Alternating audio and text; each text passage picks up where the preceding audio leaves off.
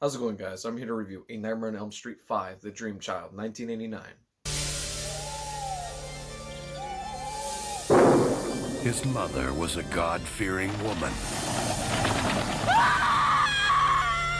This movie takes place right after the fourth movie left off. Alice is now the sole survivor of the last movie. She defeated Freddy Krueger.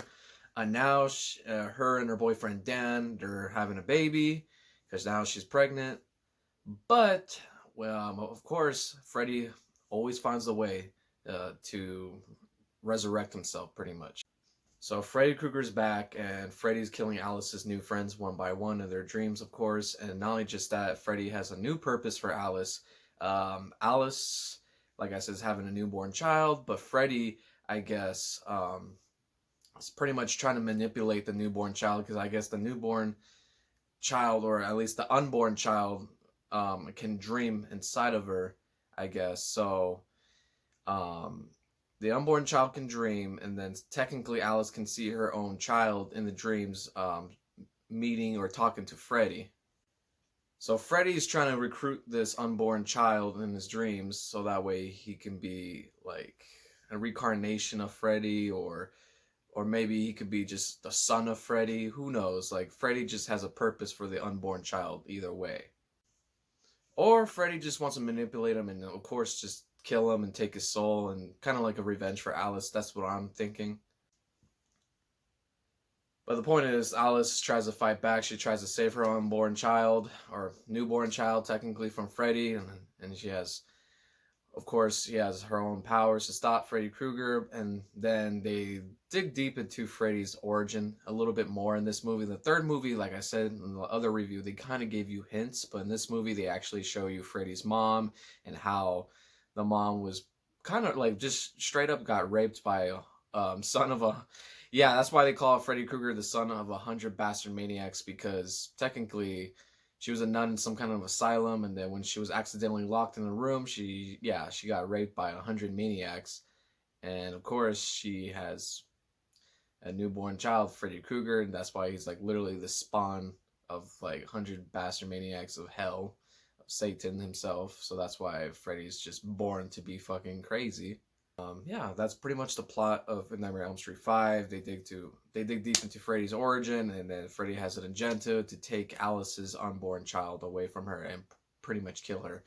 Oh, what did I think of this movie? This movie is actually, this is my least favorite Nightmare on Elm Street movie out of all the franchise. This is really not a good sequel. It's way worse than the second one. I don't like this movie that much at all. It's just too cheesy. It's too corny, and there's a lot of scenes that are kind of cringeworthy, to be honest with you. Like baby Freddy screaming, um, even Jacob himself. That's the kid's name, or Alice's son's name. The unborn child is Jacob. Jacob.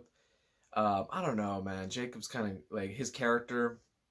His character, the way he interacts with Freddy, like that whole dynamic's kind of cringe to me, and this I don't know. This movie just has more of a cheesy, funky tone, if that makes sense. And I don't know. I mean, there are some good things about this movie too. Um, like I said, the special effects in this movie is always great. Of course, in these movies, the special effects is what makes the dreams come to life, or the nightmares come to life, I should say.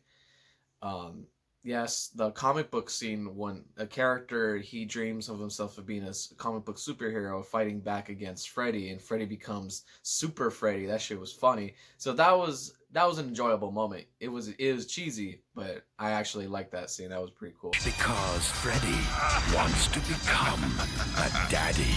Want to make babies? What's wrong with me? You're just a little pregnant. Even if he has to adopt. Do unborn babies dream?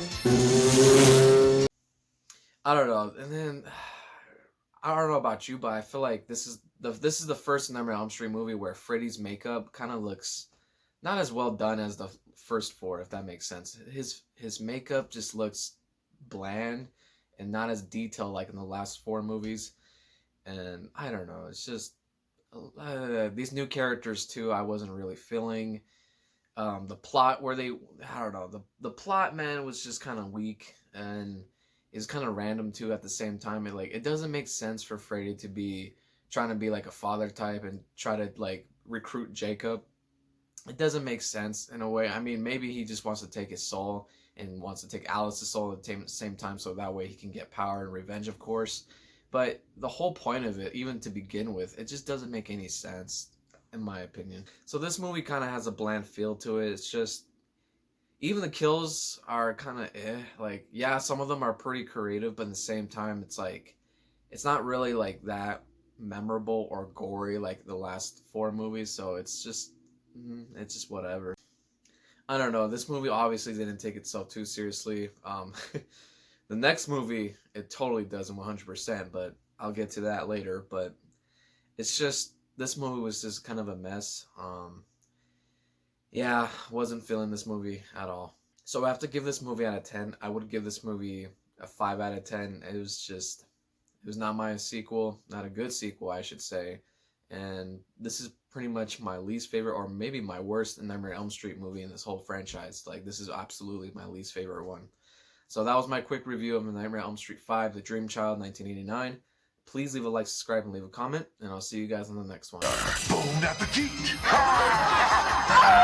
No one delivers like Freddy. Better buckle up! All right, Krueger. This time it's for keeps. A Nightmare on Elm Street 5, The Dream Child. It's a boy! When it comes to terror, remember, Freddy knows best.